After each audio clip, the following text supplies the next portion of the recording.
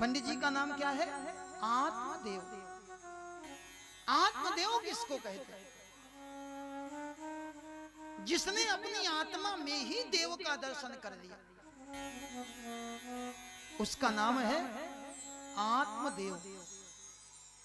दूसरा भाव, जिसने अपनी आत्मा ही देव को समर्पित कर दी, जो शरीर में रहते हुए भी आत्मा परमात्मा तत्व में विलीन है, हर क्षण भगवान का ध्यान बना रहता, उसका नाम है आत्मदेव।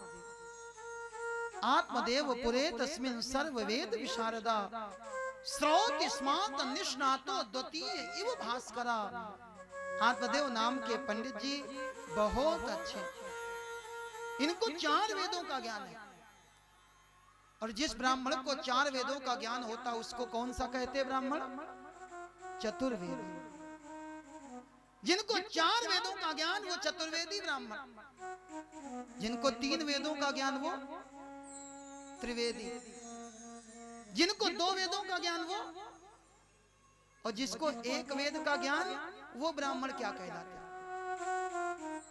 जिन ब्राह्मणों को 1 वेद का ज्ञान, वही ब्राह्मण उपाध्याय ब्राह्मण कहलाते हैं।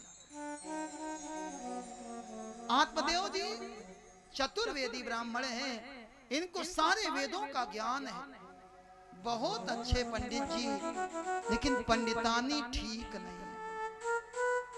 पत्नी बढ़िया मिल जाए ये भी भगवान की बड़ी कृपा। पंडित जी बहुत अच्छे और पंडितानी, पंडित जी पूरब और पंडितानी पश्चिम,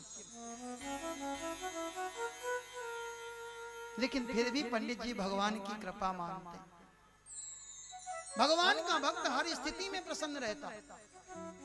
एक मंदिर के बाहर 3 लोग इकट्ठा हुए, तीनों भगवान के भक्त आपस में चर्चा करने लगे।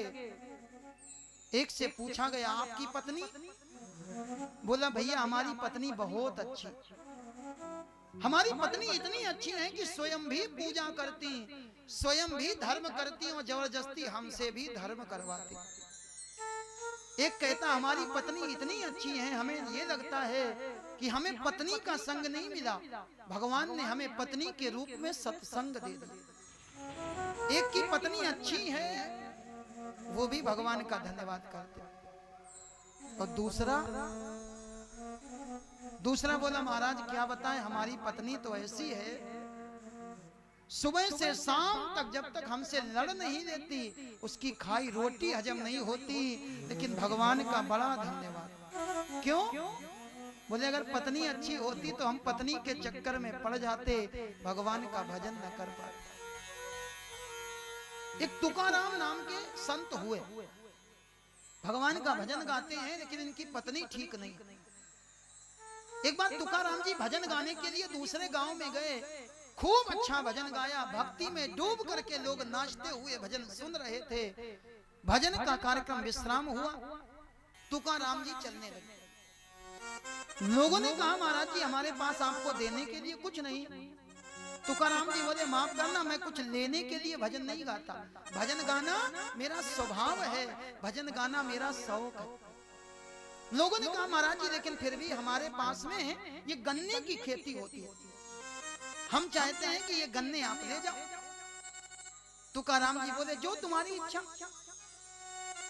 गन्नों की गठरी बना करके तुकाराम जी को दी गई। गन्ने की गठरी को लाद करके तुकाराम जी आए, और दूसरे गांव से जैसे ही अपने गांव में आए, गांव के बच्चों ने देखा, बाबा एक गन्ना दे दो, बाबा एक गन्ना दे दो। धीरे धीरे धीरे धीरे तुकाराम ने सारे के सारे गन्ने बांट दिए, एक गन्ना बचा, हाथ में पकड़ा और पकड़ करके अपने घर गए। इनकी पत्नी ने देखा, कहां से आ रहे हो? भजन गाने गए थे देवी, ये गन्ना?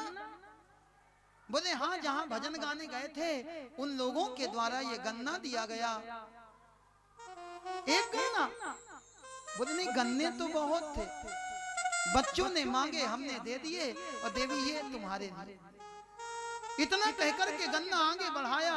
तुकाराम की पत्नी ने गन्ना छीना और क्रोध में आकर के उठा करके तुकाराम की पीठ पर दे मारा। जैसे ही मारा, गन्ने के 2 टुकड़े हो गए। तुकाराम जी ने दोनों उठाए। देवी तुम कितनी अच्छी हो, खाने वाले हम दो, गन्ना एक, तुमने दो टुकड़े कर दिए, एक तुम खाओ और एक हम खाओ। भगवान का भक्त हर स्थिति में प्रसन्न रहता। पंडित जी की पंडितानी ठीक नहीं, लेकिन फिर भी पंडित जी आनंद में डूबे। धीरे धीरे धीरे धीरे समय बीता। एक दिन इनके मन में चिंता हुई, और इनके मन में चिंता यह हुई कि हम मर जाएंगे तो हमारे मरने के बाद हमारी श्राद्ध कौन करेगा। आत्मदेव के मन में चिंता हुई, हमारे मरने के बाद हमारा पिंडदान कौन करेगा, हमारे मरने के बाद हमारी चिता में आग कौन लगाएगा, क्योंकि हमारे तो कोई बेटा नहीं है।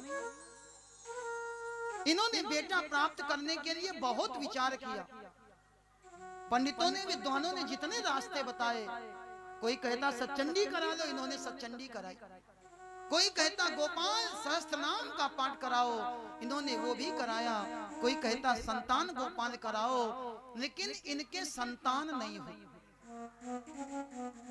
इनके पास जितना धन था, इन्होंने अपना आधा धन धर्म के कार्यों में लगा दिया, लेकिन फिर भी इनके बेटा बेटी नहीं हुआ। अब तो बहुत दुखी हो गए आत्मदेव जी। दुखी होकर के आत्मदेव जी एक सरोवर के किनारे गए, विचार करने लगे, इसी सरोवर में डूब करके मैं मर जाऊंगा, अपने प्राणों का त्याग कर दूंगा। इतने में सामने से एक संत आ गए। संत ने कहा, महाराज आप ब्राह्मण हो, आप क्या करने जा रहे हो। आत्मदेव बोले, मैं इस सरोवर में डूब करके अपने प्राण समाप्त करने जा रहा हूं। लोग दुखी होते हैं तो क्या करते हैं, आत्महत्या। और आजकल आत्महत्या एक फैशन बन गया। पढ़ाई में नंबर कम आए, आत्महत्या। पति पत्नी में झगड़ा, आत्महत्या। माफ करना, ये आत्महत्या ठीक नहीं है। और आत्महत्या की कौन कहे, जो आत्महत्या शब्द है, ये आत्महत्या शब्द ही गलत है। गीता में भगवान ने अर्जुन को बताया, ये आत्मा है क्या, नयनम छिंदन्ति शस्त्राणि नयनम दहति पावक। इस आत्मा को शस्त्र काट नहीं सकते, इस आत्मा को आग जला नहीं सकती, इस आत्मा को वायु सिखा नहीं सकती। हम कहते आत्महत्या।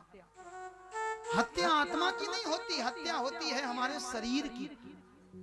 और किसी भी समस्या का समाधान आत्महत्या नहीं।